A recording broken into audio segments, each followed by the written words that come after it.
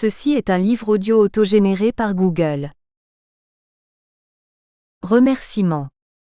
Je remercie chaleureusement Monsieur Régis Déricbourg, professeur associé à la Faculté des études comparatives des religions et de l'humanisme de l'Université d'Anvers, Belgique, membre du groupe de sociologie des religions et de la laïcité CNRS Paris, et préfacier de ce volume, ainsi que Monsieur Emmanuel Kreis, historien, docteur de l'école pratique et des hautes études, et Monsieur Damien Karbovnik, sociologue, docteur de l'Université Montpellier III, pour leur lecture attentive du manuscrit et leurs judicieuses remarques que j'y apostrophe, et tenter de prendre en compte, au moins en partie, lorsqu'elles étaient compatibles avec la trame initiale de mon propos, dans la phase finale d'écriture de ce livre.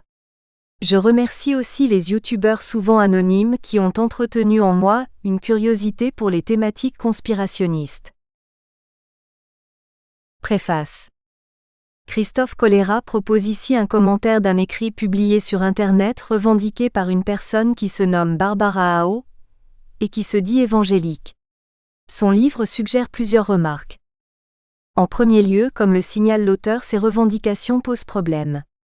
À la limite, il peut s'agir du pseudonyme d'une personne ou d'un groupe de personnes comme ces fonctionnaires d'un rang élevé regroupés sous un nom imaginé qui publient un article dans la presse pour alerter le public sur un aspect du fonctionnement des institutions, ou comme le collectif catholique traditionnaliste, Maurice Pinet, auquel elle-même se réfère.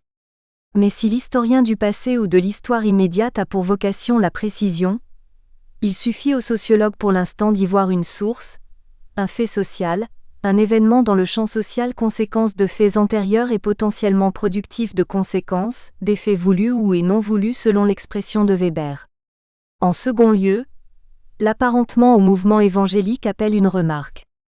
La mouvance évangélique n'est pas homogène, elle n'a pas un guide spirituel, une curie ou un prophète qui dicte une morale, une théologie, des commandements voire une vision politique de la société. Nous réunissons sous cette appellation des fidèles de méga-church et des assemblées de quartier avec des croyants qui se reconnaissent à la fois dans une lecture plutôt littéraliste de l'Ancien et du Nouveau Testament, et dans une expérience émotionnelle de la spiritualité pouvant aller jusqu'à la transe en passant par l'expression de don, glossolalie, guérison. En troisième lieu, la finalité de Barbara Ao est mystérieuse. Que vise-t-elle ? Convertir les foules avec un récit de la trahison du christianisme par des forces occultes ? Pourquoi ? La mouvance évangélique est une des plus dynamiques au monde.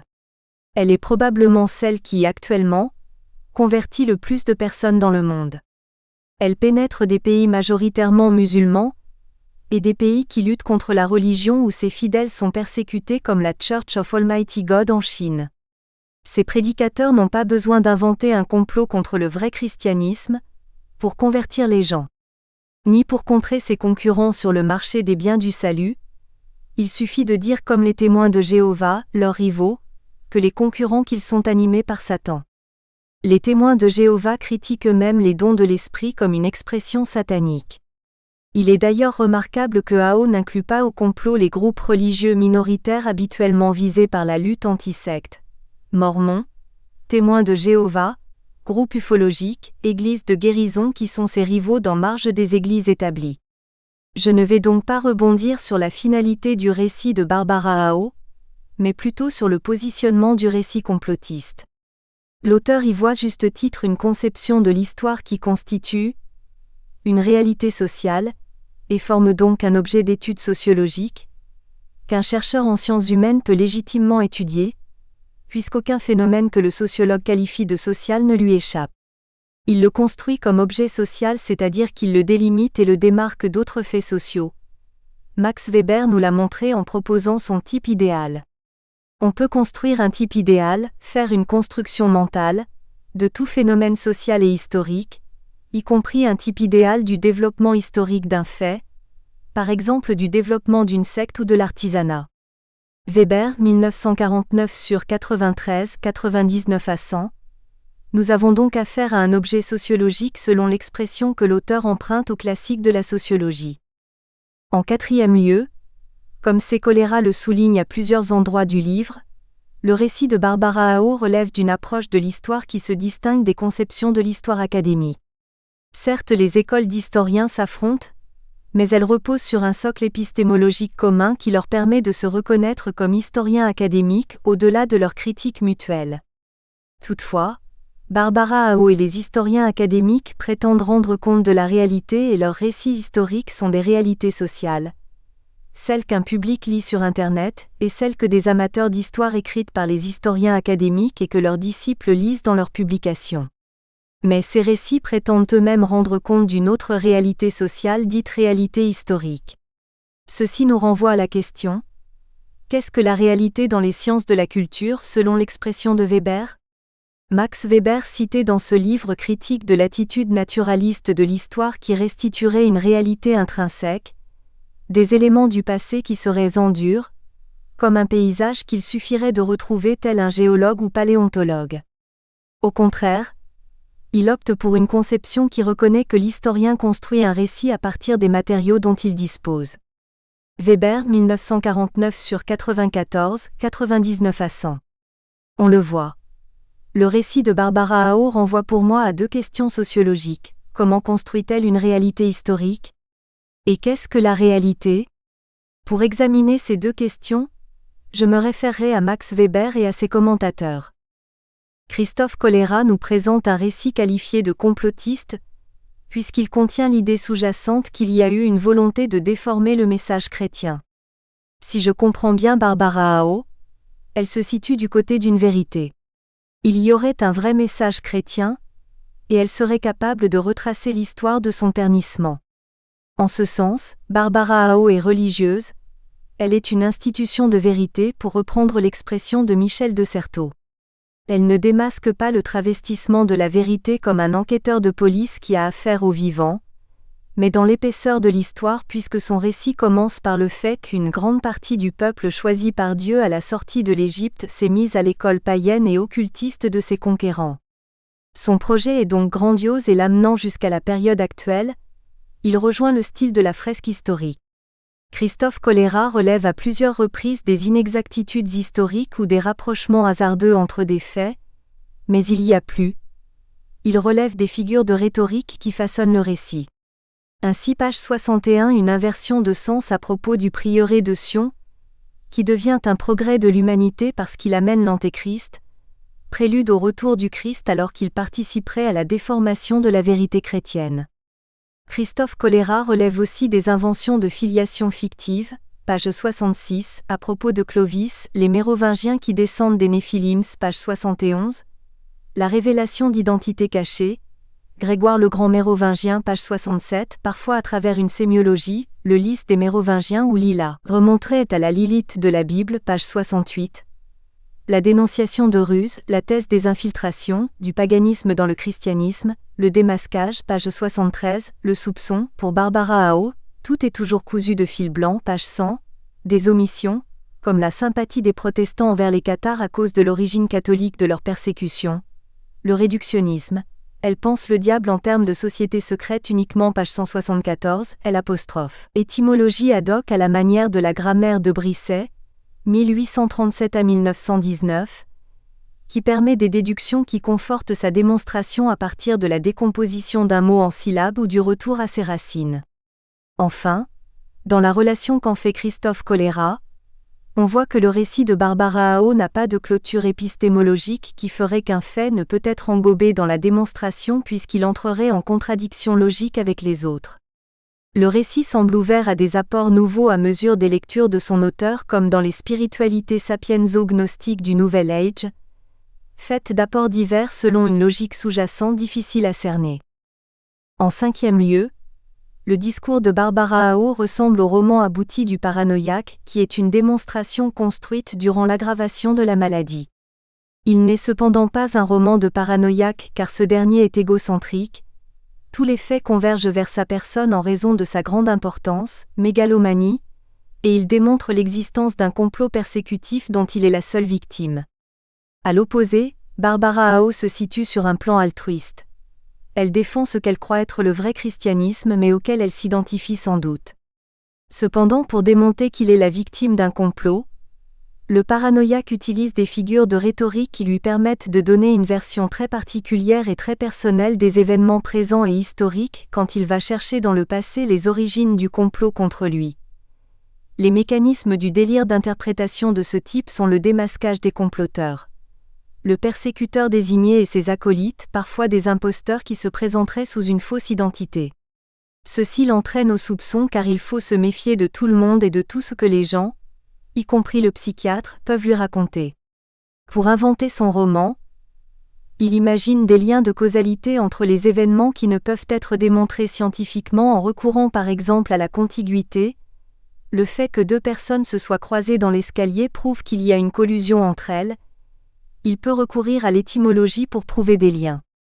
Des liens subjectifs deviennent objectifs dans son esprit. Son système est toujours ouvert aux apports extérieurs, et ainsi son récit peut être alimenté par ses lectures romanesques ou médiatiques dans lesquelles il va puiser des éléments pour compléter son roman de la persécution personnelle. On trouve aussi une sémiologie. Certains éléments sont des signes qui confortent son récit comme le nom de sa rue ou le nom du psychiatre. Si on se réfère à la sociologie compréhensive de Max Weber, cette écriture du roman est régie par une rationalité, et je trouve là un des intérêts du livre de Christophe Colera, renvoyé à la question de la rationalité et à sa définition. C'est notre 6e point. Dans ses écrits, Max Weber a décliné à de nombreuses reprises la racine, ratio pour les besoins de son exposé dans des termes polysémiques que ses commentateurs ont tenté de définir. Par exemple, Cherkaoui 2004/74 relève que dans l'éthique protestante et l'esprit du capitalisme Weber 1995, l'usage du mot « rationalité » est fréquent et qu'en 1913 Weber introduit les mots Vertreichonol, Zweck-Rationalita. Stephen Kalberg relève aussi que Rationalismus, Rationalität et Rationalisierung, Kalberg 1980-1146, ont été difficiles à traduire en anglais. La plus connue en langue française est la déclinaison de ratio dans la rationalisation du monde, qui est selon une traduction exacte une démagification, Entzauberung, du monde. Il y a aussi rationalité comme conduite guidée par la raison, mais il y a surtout pour nous ici la rationalité comme un mode de conduite sociale, way of life. Kalberg en extrait 4 types. 1. Ou la rationalité pratique qui guide les gens qui agissent dans leurs intérêts personnels, Kalberg 1980/1151. 2. La rationalité formelle qui est celle des acteurs sociaux qui confrontent les moyens et les finalités, means and calculation, pour les ajuster dans un but d'efficacité. C'est la rationalité des hommes d'affaires et de l'homme de l'organisation bureaucratique. 3. La rationalité substantive qui est celle des hommes ou des groupements humains qui agissent selon des configurations de valeurs, Kalberg 1980/1155, telles que le socialisme, le calvinisme, l'hédonisme. Leurs actions prennent place dans le cadre du devoir qui s'impose à eux. Ils ne se soucient pas des conséquences mais prennent seulement en considération la valeur intrinsèque de leur activité, la beauté, la conviction, le bien absolu. Kalberg 1980/1156. 4. La rationalité théorique, intellectuelle chez Weber, est celle des humains qui maîtrisent la réalité à travers la construction de concepts abstraits plus qu'à travers l'action selon un processus cognitif de déduction et d'induction logique, d'attribution causale et de symboles. Elle est sous-tendue par les besoins métaphysiques et par la quête irrépressible des penseurs pour remédier au hasard de la vie quotidienne grâce à une cohérence de sens, cohere meaning. Pour Weber, elle guide le sorcier, le prêtre, le scientifique, le juge, Kalberg 1980-1153. Le récit de Barbara Ao appartient à cette dernière catégorie. Mais je constate que l'action et le discours sont mis sur le même plan quand il s'agit de rationalité. Parler et agir sont-ils isomorphes ? Le performatif du discours est-il ainsi abordé ? Un autre commentateur de Max Weber, Cherkaoui, 2004, se penche sur 2 déclinaisons de la racine, ratio présente dans l'œuvre de Weber, le rationalisme et la rationalité. Il évoque le rationalisme des sociétés occidentales qui dépend du rationalisme économique, et des dispositions qu'ont les hommes d'adopter certains comportements qui peuvent soit encourager le rationalisme économique, soit l'inhiber. De la même façon, Cherkaoui se penche sur le rationalisme protestant. Ce dernier serait une construction cohérente construite par Calvin à partir de sa doctrine de la prédestination, et il influence les conduites humaines en les guidant vers un type de comportement, une rationalité individuelle et collective. Weber signale lui-même à plusieurs endroits la cohérence logique de la pensée calvinienne, sa rigueur, dont la rationalité constituera en fait le modèle pour les croyances et les comportements des puritains. Nous atteignons ici une des définitions possibles de la rationalité chez Weber, un enchaînement de conduites reposant sur une logique spécifique. Le commentaire de Cherkaoui permet de l'illustrer en prenant l'exemple de la rationalité de l'homme ou de la communauté protestante. Cherkaoui 2004/75. Selon Weber 1905-117. À l'origine, il y a la doctrine de la prédestination. Dieu a décidé d'élire certains et de damner les autres librement, de toute éternité, avant même la création et donc avant le péché originel selon sa volonté de façon gratuite. La grâce de Dieu ne peut ni se perdre ni se gagner. Les élus comme les damnés ne peuvent avoir aucune influence sur la décision divine, quelle que soit leur bonne œuvre. À partir de ce postulat découle logiquement un ensemble de conséquences dont il ne retient ici que les plus importantes. M. Cherkaoui nous conduit vers ce qu'est une rationalité, via la rationalité protestante. Acte 1. La prédestination engendre chez le calviniste une solitude intérieure. Il est seul sinon à tenter de décoder le décret de Dieu relatif à son salut éternel, du moins à suivre son destin. Rien ne peut lui venir en aide, ni prédicateur, ni sacrement, ni institution, ni Église, ni même Jésus qui n'est mort que pour les élus, Weber 1905-120 et SQ, ne sont des moyens d'obtenir la grâce. La confession individuelle comme moyen de soulager sa conscience lui étant refusée, il est condamné à conduire sa vie quotidienne comme une lutte sans trêve pour déceler les signes de sa grâce. Acte 2. Dans la pratique toutefois, il existe plusieurs critères qui lui permettent de reconnaître qu'il est élu. Le premier est la foi dans son élection. Le doute, expression de l'insuffisance de la foi, n'est pas permis à des saints. Le second est une confiance en soi à laquelle on accède par le travail sans relâche qui donne sinon la certitude, du moins une sorte d'indice incertain de la grâce, travail qui est aussi psychologiquement un moyen pour réagir contre l'angoisse religieuse du calviniste provoquée par l'impossibilité de connaître le décret de Dieu le concernant. Acte 3. On passe de l'idéologie à un type de conduite, l'exigence d'une qualité de l'action et le contrôle méthodique de sa vie qui permettent aux chrétiens d'augmenter la gloire de Dieu. Les bonnes œuvres ne sont pas des moyens pour obtenir le salut, mais uniquement des signes d'élection, des moyens techniques pour se délivrer de l'angoisse du salut. Pour Cherkaoui, ce dogme a d'autres conséquences qu'on peut appeler une rationalité. 1. La doctrine de la prédestination libère les énergies de l'individu pour transformer le monde qui n'existe que pour servir la gloire de Dieu. Weber 1905, 127 n31.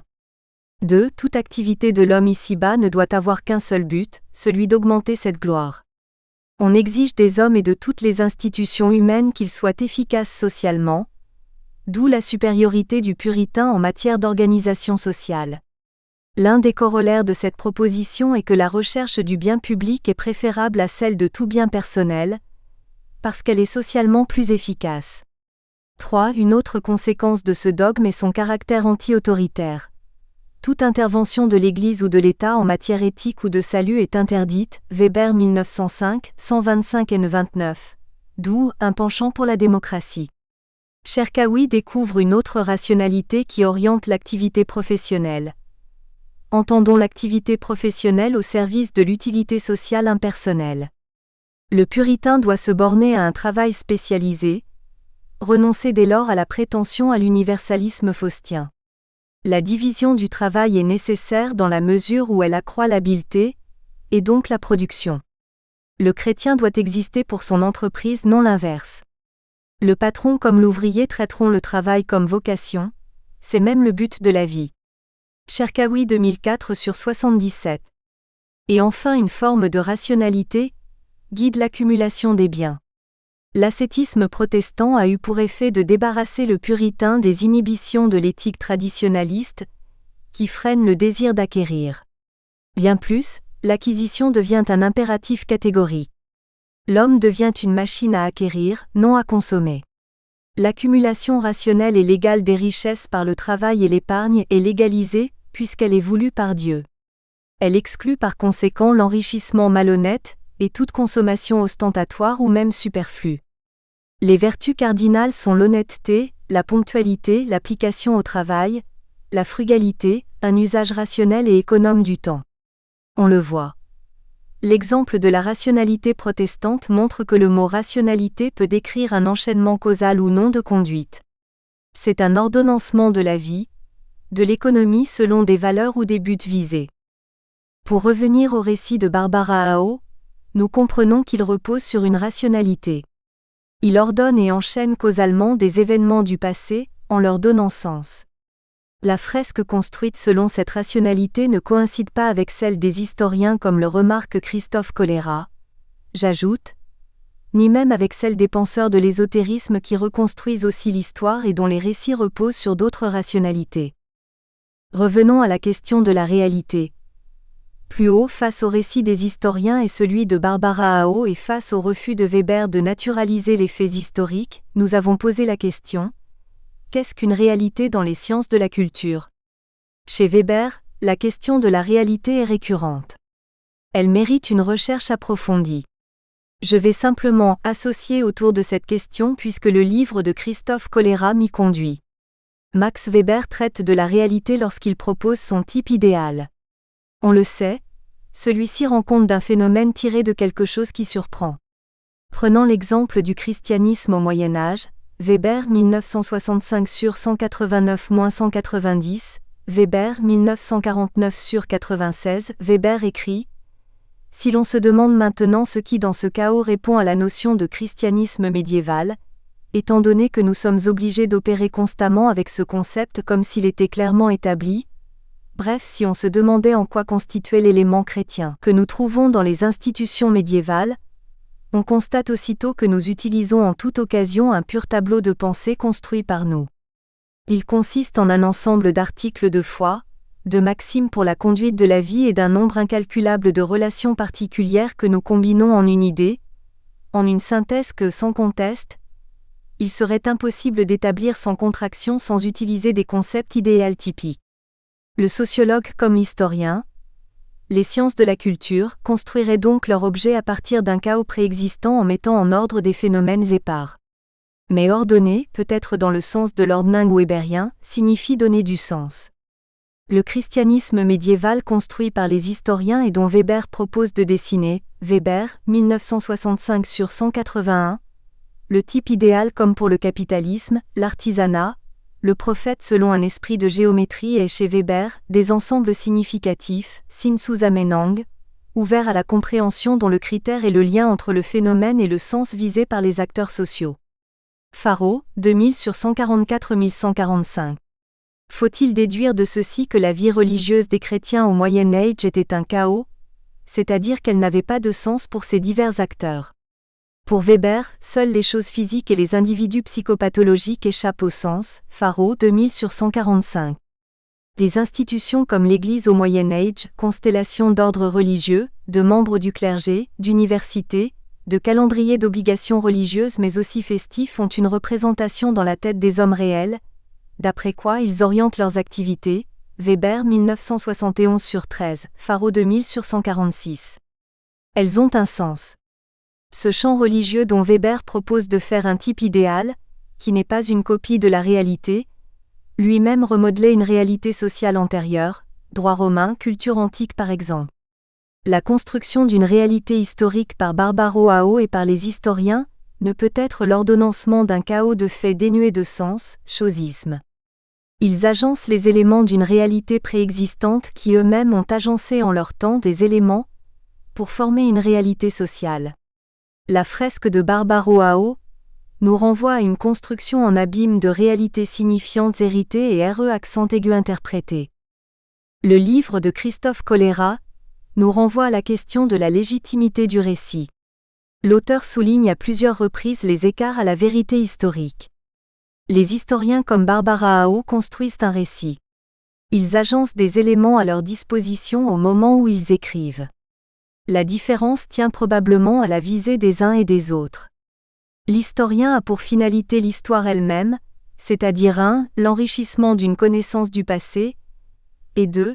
la preuve que sa méthodologie et son épistémologie sont les meilleures garanties contre l'imagination du passé. Barbara Ao a une autre finalité, sa conclusion est posée d'avance, comme dans le délire d'interprétation, et sa méthode consiste à choisir ce qui la confirme, avec probablement une imperméabilité à la critique comme chez les délirants. À la différence, comme je l'ai dit plus haut, qu'il n'est pas centré sur un complot qui l'atteindrait personnellement et qu'il est plausible à défaut d'être scientifiquement prouvé. Enfin, l'ouverture de Christophe Colera sur les conséquences sociales du récit de Barbara Ao nous renvoie à la question de la rationalité. Ce que nous avons dit de celle-ci montre une continuité, un isomorphisme, entre la rationalité du discours, discourir et écrire sont des actes, et l'action. Cela renvoie au performatif du discours. Pour Weber, les conséquences ne sont pas toujours prévisibles, et il parle des effets voulus et des effets non voulus d'un discours ou d'une action, Cherkaoui, 2004 sur 78-79. Régis Derichebourg. Professeur associé à la Faculté des études comparatives des religions et de l'humanisme de l'Université d'Anvers, Belgique, FVG Antwerpen Wilrijke, membre du groupe de sociologie des religions et de la laïcité, GSRL CNRS Paris. Note. Cherkaoui Monsieur 2004, Le réel et le rationnel. Rationalité et conséquences inattendues chez Max Weber, Revue européenne des sciences sociales, tome 42, 2004, numéro 129, 73-86.